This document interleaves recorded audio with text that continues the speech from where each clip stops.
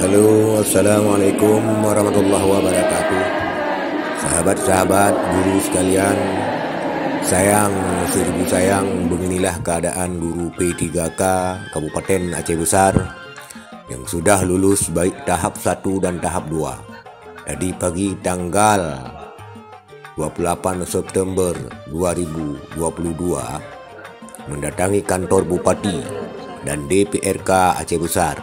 Tetapi Bupati tidak dapat ditemui melainkan beraudiensi dengan DPRK Aceh Besar pada sore harinya. Tapi tidak menemukan jawaban yang pasti. Dan hal ini sudah coba dilakukan pada masa Bupati Mawardi Ali, tetapi Mawardi waktu itu juga tidak bisa bertemu mereka.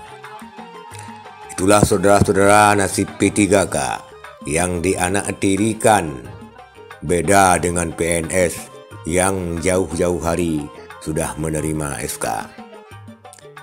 Bukti pemerintah Kabupaten Aceh Besar tidak serius berkomunikasi dengan pemerintah pusat, walaupun di tingkat menterinya juga masih dipertanyakan oleh DPR kepada Nadiem Makarim.